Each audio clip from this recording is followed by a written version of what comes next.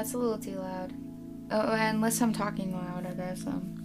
Alexa, turn it down one. Okay, that should work better, I guess. Okay, this is sick, fluff, I believe. I have itches. Okay.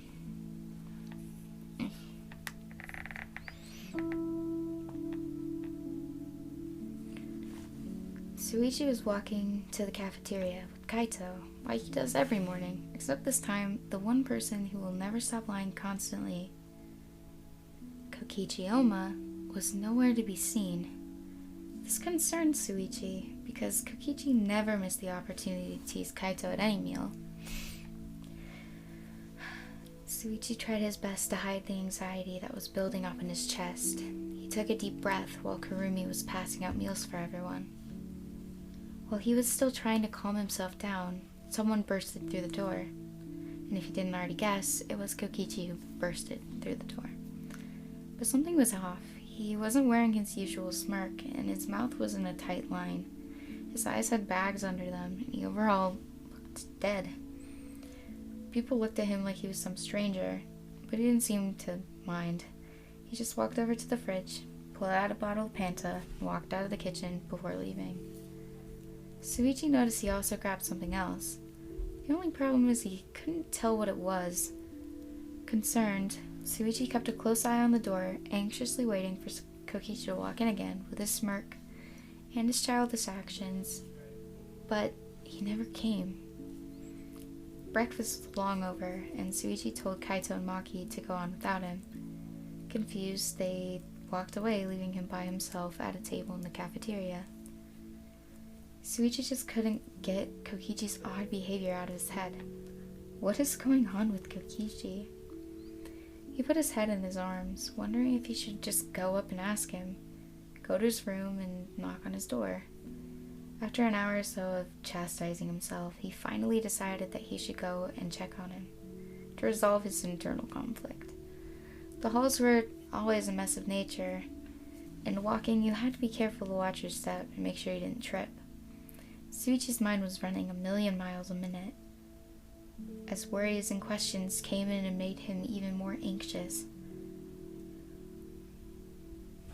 When he finally got to the door, he quickly knocked, only to find the door was open.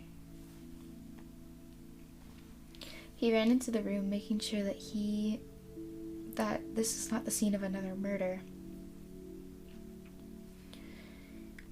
He found no blood and no body. The only bodies in the room were his and Kokichi's. Only Kokichi was in a mess of blankets on his bed with a pile of tissues and papers of little sketches scattered around him. He must be sick, Shuichi thought, looking down at the boy. He sighed. Why didn't he tell me he was sick? I mean, I know he's very independent, but he could have told someone, Shuichi thought with a small smile on his face. He found Kokichi cute when he didn't have a mask on and tried to trick and fool others. It was calming and relaxing to Shuichi to be able to just look at him and be able to see him without all of his lies. Shuichi left the room shaking his head. Why is he just so cute? He went to go and get some medicine, a towel, and some warm soup from Kurumi. He went to go and get all this for Kokichi so he could get better quickly, because Shuichi knows it sucks to be sick. Shuichi wanted him to not have to be sick any longer than he had to. When he found Kurumi, she was washing the tables and sweeping the floor in the cafeteria. Kurumi, Kokichi is sick, and I was wondering if I could get some medicine, a towel, and maybe some soup, if that would be possible. Of course, Shuichi, Kurumi said quickly, bringing the items I asked for and placing them into my hands. Do you need any help? Kurumi asked, intertwining her fingers and resting her hands on her lap. No, it's all right. Thank you for helping me, Kurumi, Shuichi said, turning to leave. Of course, Shuichi. I wish you good luck with Kokichi, she said with a bow. Shuichi. I walked back to Kokichi's room with the supplies. I quickened my pace when I remembered that I had left the door unlocked. When I got to his room, it looked the same as when I left it. I took a sigh of relief.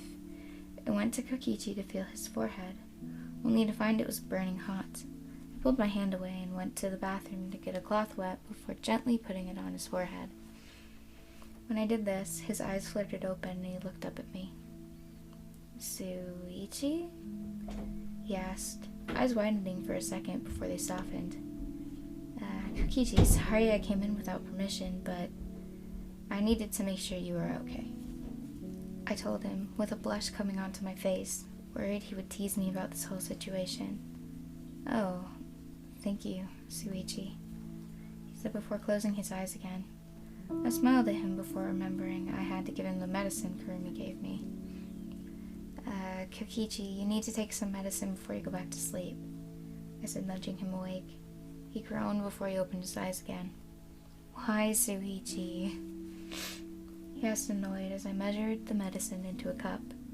"Because you need to get better," I said, putting my hand on his cheek, holding the cup to his lips. "Okay, only because it's you, Shuichi," he said, drinking the medicine. Shortly after taking the medicine, he fell back into the covers, quickly closing his eyes. I got up from the bed to leave his dorm room, only to feel a hand pulling on the back of my shirt. I turned around to see Wow. It's one of those days. I don't know what a K and an S are. They're not different. Yep. I turned around to see Kokichi looking up at me. "Don't leave, Shuichi. Stay with me," he said, looking up at me with bleeding eyes. I sighed. "How can you make me so flustered, Kokichi?" "Of course, I will stay with you, Kokichi. Just let me lock the door first," I said, quickly walking over and locking the door before coming back over to the bed.